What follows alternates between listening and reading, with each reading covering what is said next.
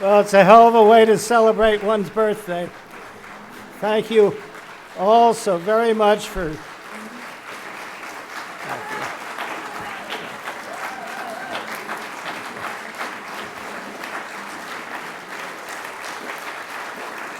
You're gonna make me cry. You better stop.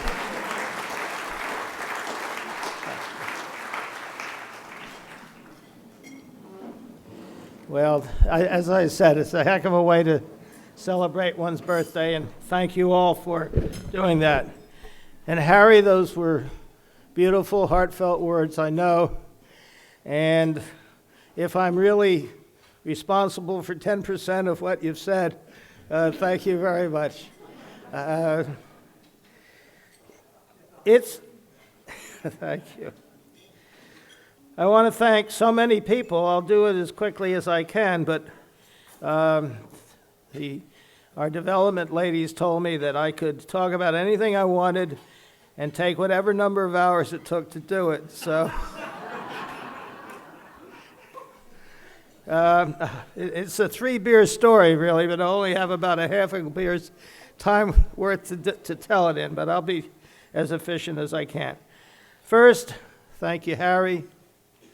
Thank you, Gada. Gada, you did almost make me cry. Thank you, my old student and friend, John McGeehan. It's been a long time we've been working together, and it's wonderful to find ourselves here at this wonderful new school together. Paul, thank you for all the nice things you said, and more importantly even, thank you for inviting me on the faculty and giving me the opportunity to work with our wonderful students every morning, almost literally. And it's a wonderful way to spend one's dotage with brilliant young people like this. And they're all wonderful. They truly, really are. And thank you, Art, for setting the table for some of the things I wanted to say. You did that very well. And thank all of you for your precious time to come here and help us get this launched. And to you for your generous financial support. And thank you to Patty Vanston, Kim Barkhammer, Amy McLear, Brittany Gotch, Ann Green, who worked incredibly hard. This was a big effort. A lot of people put hundreds of hours into making this evening work, and I am indebted to all of them. Now, I want to acknowledge some of the guests here. My wife's cousin, Christopher Tinker, has traveled the furthest from Ipswich, England. Dr. Arlene Bennett, who is a psychiatrist and a wonderful inspiration to many, is the person in this room that has known me the longest. I want to acknowledge Shirley and Bernard Brown, who have now been my patients the longest, since about 1965 or 6. It's not clear when they first came into my life, but they've been very important people in my life. They've become dear friends, and they have supported my work ever since we started the hospice program at Pennsylvania Hospital, and they're still doing it, and I'm thrilled to have their support and their friendship, even more importantly. I also want to wish happy birthday to my colleague in birthdays, Mrs. Sandra Harris. I won't tell you how old she is today, but she and I share this day. Happy birthday, Sandy. All right, so let me just tell you how I got here. I hate change. I eat the same tuna fish sandwich most days for lunch. We just moved, and it was awful. And I was 22 years at Pennsylvania Hospital. I was very happy. I had built an enviable referral practice. I was teaching. I had good friends, wonderful partners. And I got a call from Dr. Eric Scott, who chaired the search committee at Cooper that was trying to find a new chief of medicine. And I was typically an hour behind in my office hours, and like the restaurants like to say, good food takes time, so be patient. Trying to practice humanistic medicine takes time, so I was always behind. And so Dr. Scott, when he explained why he called, I thought to myself, well, I don't have time to talk to him now. And Camden, why would I leave what I've built here to go to Camden? And then a voice went off in my mind, my father's voice. This is literally the case. And he says, you always listen to a man. Sorry, ladies, those were the days of gender bias of the mid-50s that he was teaching me. He said, you always listen to a man that brings you a new idea. So I said to Dr. Scott, well, I can't talk long, but I'd be glad to come look. And a few months later, I started my now 28-year adventure at Cooper.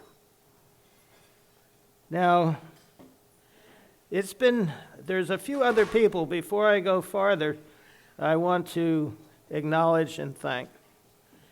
First, I want to introduce my children, and they'll be angry with me for doing this, but I'd like them to stand up.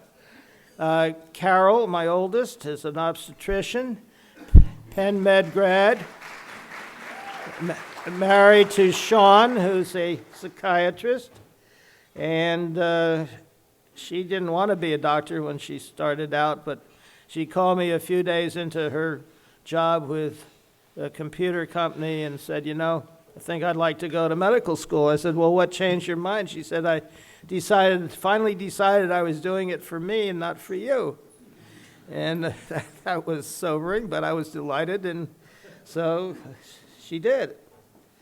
Beth comes next. She's a Penn undergraduate, and followed by a master's degree in education at Temple. And she's worked for Cooper since 1991, was it? I forgot, Beth, you told me the other day, I asked you, but at any rate, she now runs the teaching program for the physicians using the medical record, and so so she's taught all our chiefs and whatever, and I hear from all over. I'm known now as Beth's father, not Dr. Viter anymore.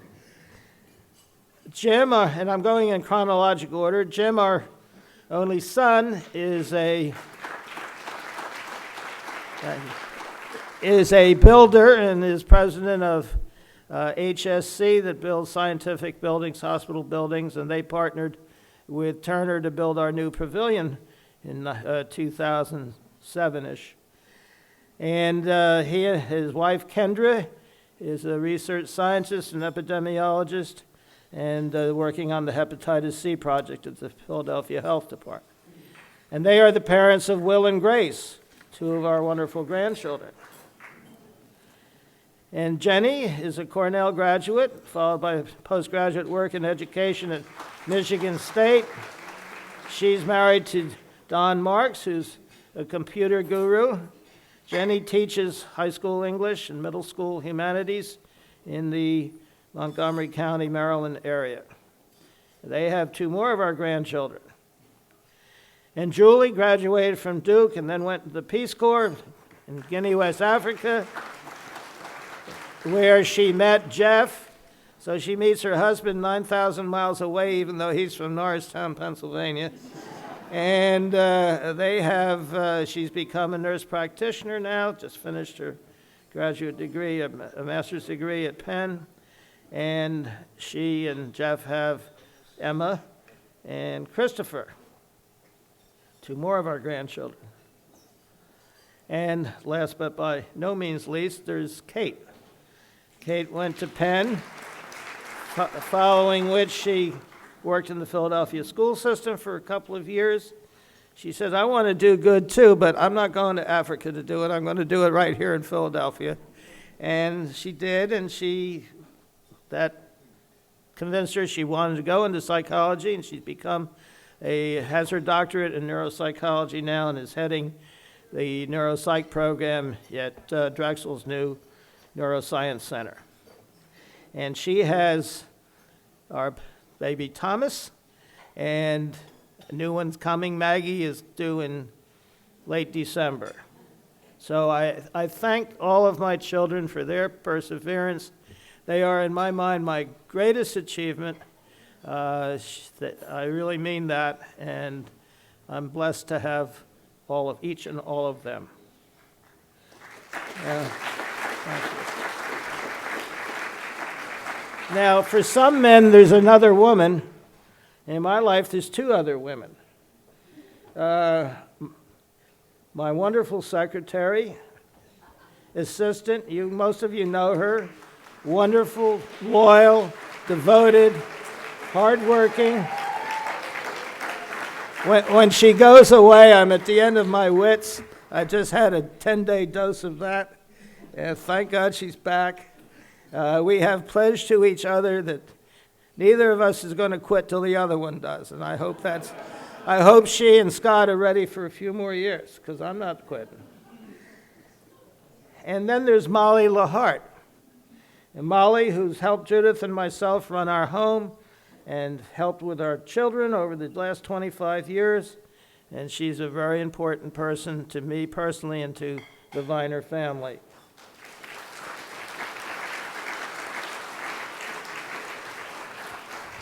So, and then there's Judith, Dame Judith. I am so lucky to have the most supportive wife.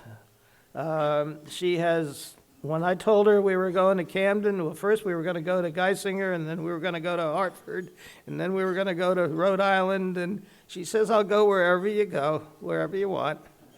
And so I came to Cooper because I thought the greatest opportunity to have fun was right here at Cooper, and that's proved to be the case. So, and the other thing, other things about Judith. She deserves most of the credit for the wonderful way our children have all turned out, and they're all well-educated, good human beings, work hard, productive, doing good for others. I couldn't be more proud, but it's because of her that they've turned out so well. And lastly, she is the most incredible grandmother that I have ever seen, or they have ever seen, I'm sure. And Grandma, I thank you, and I love you. All right, so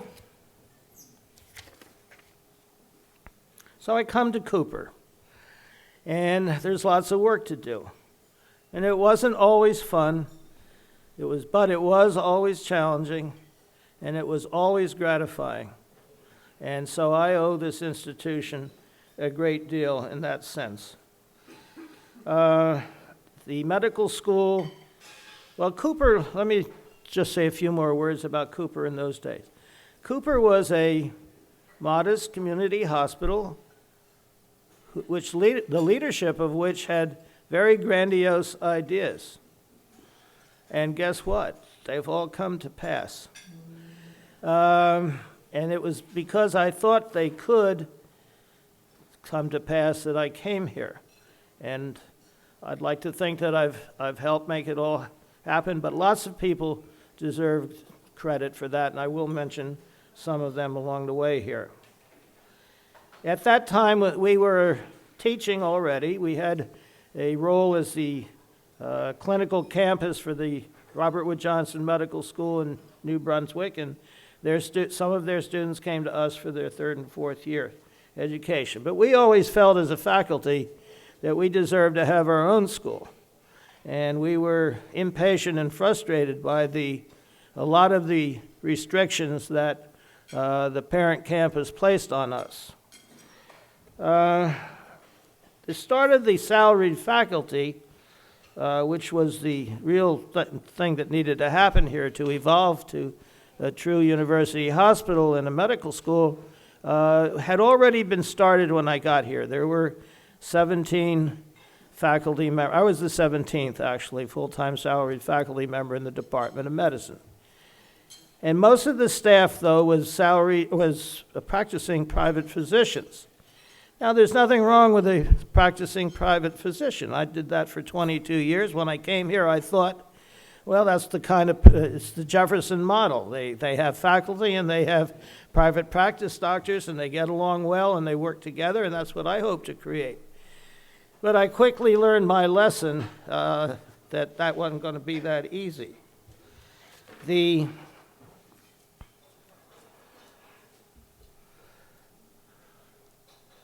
Well, what we started out one by one to evolve each division into an academic unit.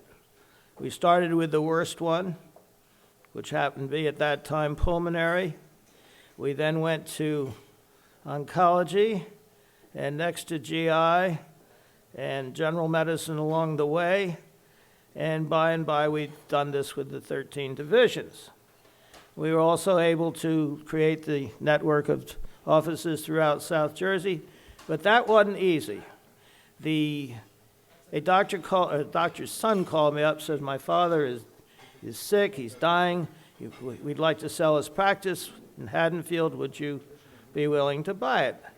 And he wanted a modest amount of money, and I went to Kevin Halpern. I'll come back to Kevin in a minute, and he was the CEO, and he said, okay, and I talked to the half dozen doctors in the immediate community there, and they all said, fine, we're fully busy, go to it. But then the rest of the staff got into it, the subspecialists and the surgeons, and they say, hey, you're giving away our patients. You know, those, when they need surgery, they're going to go to the faculty surgeons. They had a meeting. They called Kevin up, and he calls me 10 o'clock the first morning the new office was open, and said, Ed, I got to tell you to close the office. I said, we've seen one patient. He says, I know. And I know I told you it was okay, but we got to worry about winning the war, not just the battle.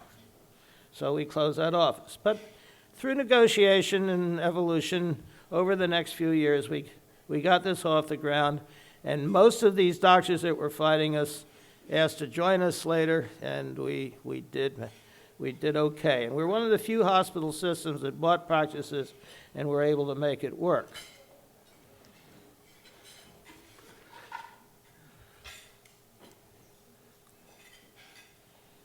Now, let me say a little more about Kevin Halpern. There's a handful of people without whom none of this would have come to pass.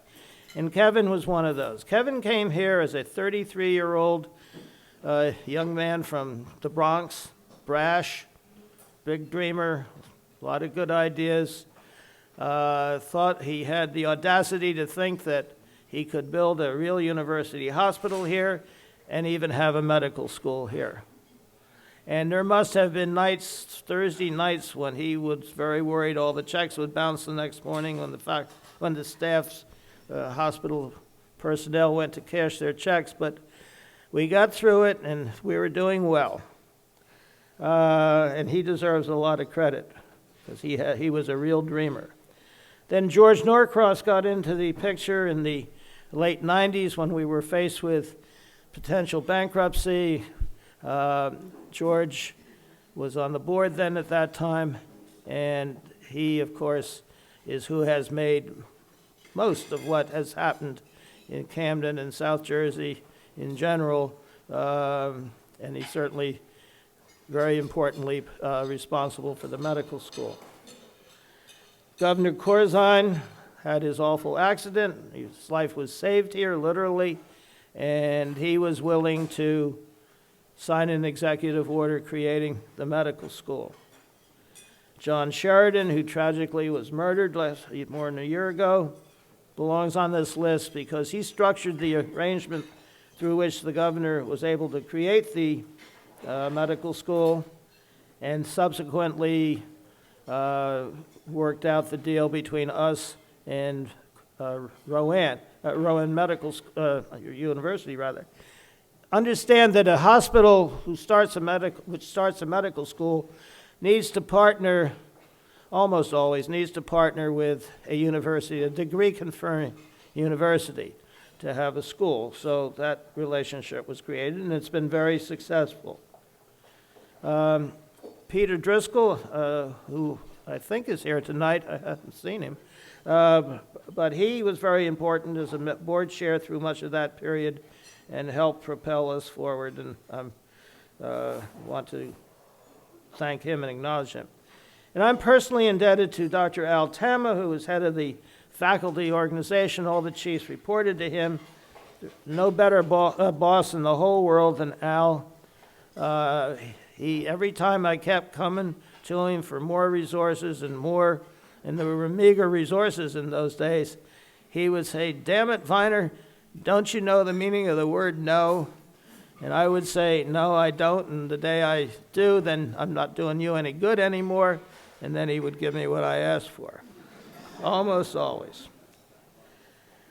All right, so we had lots of hiccups, though. We had the town gown battle, and the next big battle or crisis was when we almost went bankrupt, in part because Penn pirated our entire cardiology faculty. And then Drexel, at the same time, started to try to pirate 25 of our best faculty outside of the cardiology division. And I want to publicly thank and recognize that one of the classiest ladies that I know in this room, is in this room, Mrs. Patricia Mbezi, because it was she that kept that piracy attempt by Hahnemann Drexel from happening. She set up a meeting with the chairman of their board and their dean. 7 o'clock meeting. She must have got up at 4:30 in the morning to drive from Ocean City to Wayne and be there. And we sat down, and the dean kept telling his chairman what we're doing, and there's nothing illegal about what we're doing. And he says, "I don't care about legal. I care about what's right. And this doesn't sound right, and we're not going to do it." And that was the end of it. So thank you, Patty. So the next, when we got through that, the issue of the four-year medical school started to heat up. And it was actually Chris Olivia who was able to convince George, I hadn't been able up till then, to convince George that we needed a medical school, that was our next proper challenge. And the medical school task force was put together, and we were to create the rationale and prove our readiness for this. And as chair of that committee, I told the group at the first meeting, that our school had to be different. My vision of our school, we had to create not just another medical school, but one that was really different and one that had a soul. And that went over like a lead balloon, but ultimately, I'm a very tenacious person, and ultimately that did prevail. And many people in this room helped make that happen. Dean Katz, Annette Raboli, who became vice dean and who did the application, the hard work of the application to the licensing liaison commission, for medical education, and got us approved, accredited preliminarily. John McGeehan, Jocelyn Mitchell-Williams, and many other people worked hard to create programs, a unique and innovative curriculum, which has just proved itself, but with the students doing very well in their examinations, the national examinations they all have to take. And we have, most importantly, I think, created a nurturing environment, a wonderful education milieu for our students. And our students, because of John's work, are selected specifically because they are mission-driven. Our students need to be smart enough to get through the rigorous educational curriculum, but they also have to have another dimension. And John and the admissions committee have done a wonderful job in picking these students. Now, all that makes humanism and professionalism an appropriate next challenge. Now, Art alluded to some of the problems. I'll just elaborate a bit on that. Our doctors are being pushed very, very hard to see more patients and earn more money. Now, that's not because hospital administrators are greedy. They're charged with keeping the place afloat.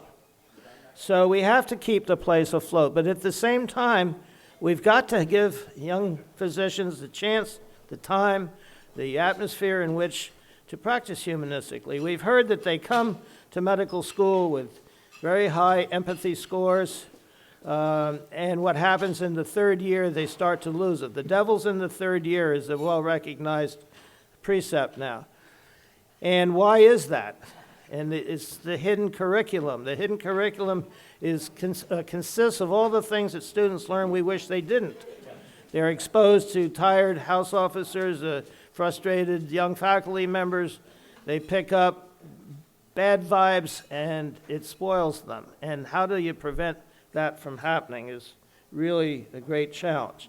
And another part of the challenge is that doctors don't have the same level of accountability to their patients anymore.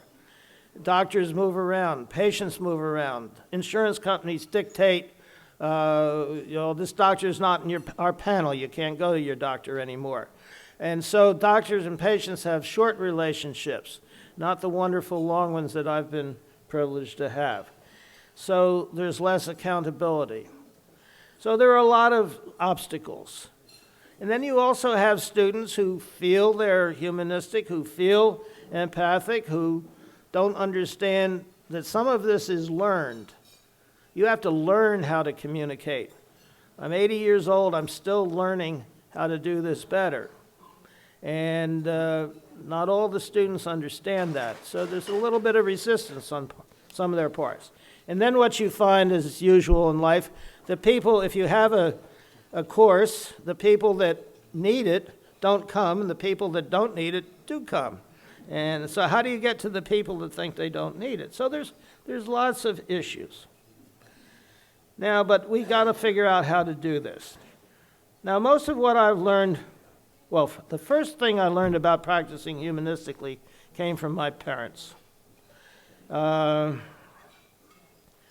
I was a very sick, and from my own experience, well, I'm sorry, let me back up.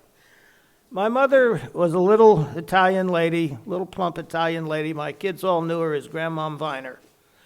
And Grandmom Viner imbued my sister, who I failed to recognize earlier, B, thank you for coming, and Ish, her husband.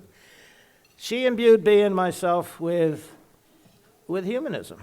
We went to sick neighbors with goods. We went to visit and lift spirits. We took poor people, less fortunate people than we, Thanksgiving and Christmas turkeys and Easter hams and whatever. And she was a good-doing woman, and it was real. Our father taught us to be honest, straightforward, open, and he worked in the Wall Street arena. He was an economist, investment banker. This was not a common trait for that competitive arena, but he taught us well in that regard. My patients have taught me a great deal about practicing humanistically. And lastly, I had a very intensive experience as a patient, physician patient, which taught me further. You have to get to know your patients to maximize your ability to be humanistic with them. And I have these long relationships now with many patients. It's very nice. So we know each other well. I'm very comfortable to be human with them. I've cried with them. I've laughed with them. I've gotten angry at them. Being human. Humanism comes from being human. One of the most important experiences in learning humanism is making house calls. I've made house calls all of my life. I will tell you about one that I think illustrates what I'm trying to say. A man with mycosis fungoides, which is a lymphoma of the skin, got a fever on a Saturday morning. His wife knew that he was immunocompromised. That was dangerous, and she asked that I would come. And I did, and when I walked in the room, she said, "Let me show you something." Now, this mycosis fungoides is a condition where your skin scales and you slough it, desquamate it. And she showed me the old-fashioned upright vacuum cleaner with a big bag. The bag was bulging. She opened it, and there's his skin for the week. And then when she says, now look at this. We go to the laundry room, and she shows me the greasy sheets. Now, I've been prescribing emollients and steroid ointments and whatever, and I come to realize this lady is crawling in and snuggling with her sick husband. This is the mess she has to live with. What an impact on this family. I could never have understood that without this experience. So what a lesson in humanism that was. And one other thing came to mind when I was thinking about what I wanted to say. There's a lot of difference of opinion on how involved you should get with your patients. Do you go to their weddings, their bar mitzvahs, their funerals, and whatever? And I've always tried to do that. And so I had a patient who died right after childbirth at HUP when I was a second-year resident. She had lupus. The diagnosis had not previously been made, and she got renal failure, kidney failure, and died. And her husband was angry and acted out and was threatening to us, the nurses, the doctors, and he shouted at us all when he left. And I said, well, I hope I never see this guy again. But I understood, but it was tough to deal with. 2 days later, he calls me up and he asked me to go to her funeral. So I looked up where this church was. It was on one of the most notorious corners in North Philadelphia. It was night or winter. I was afraid. I would have to walk 2 blocks from the parking lot, I'd been told, in this neighborhood. But I asked my chief of medicine, and he said, I think you should go. So I wanted to go, so I went. And I got there not knowing what I would expect. The man met me at the door. He was waiting. There were 400 people in the church. He took me by the hand and down to her bier in front of the altar, and he said, I want you to put her wedding ring on her finger for me. And it was a very pathos-laden exchange, and that was another wonderful lesson in humanism. So if you don't get involved, I think physicians get back what they put into something. It's like anything else in life, you get what you pay for. And if you want to have gratification from your career, you'll do things like that, and you'll practice humanistic medicine because it's the right thing to do, and people appreciate it, and you get back. Now, then my own experience as a patient, I won't take more time, but many of you have heard my story. The points I want to make is that we doctors don't have any idea what we ask patients to go through physically and emotionally at the time they're least able physically and emotionally. And we forget very quickly that the person on the other end of that respirator tube is a living, thinking, feeling, frightened human being and is scared half to death. And I came away from all of this with very much imbued with the concept that not everybody should get treated the aggressive way I was. So I was glad I saved my life, but it wasn't for people that had end-stage disease. So that's how I got involved in the hospice program.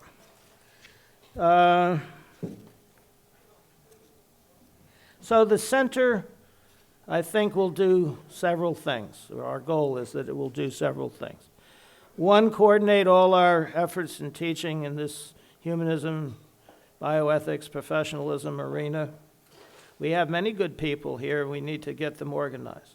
Secondly, it will help us recruit top-notch people who will become the next Art Kaplans and our first Camden Art Kaplan, I hope. And he's going to help me find the right people. We do need to do research on how to teach this better. This is pedagogic research, and we need to figure this out. And I think we will. In closing, my final points are that however one defines humanism, patients know it when they see it, and they miss it when they don't. And one can't fake it. One has to mean it. Patients can tell. And practicing medicine humanistically is a rather simple phenomenon involving just being human. But at the same time, how to teach it is a complex phenomenon. We have done very well with your support here. Considerably more money than was mentioned has been pledged, and we're very appreciative of all of you. And with that, I think if you want to eat your dessert. And thank you very much for coming. I've obviously been very humbled tonight, truly.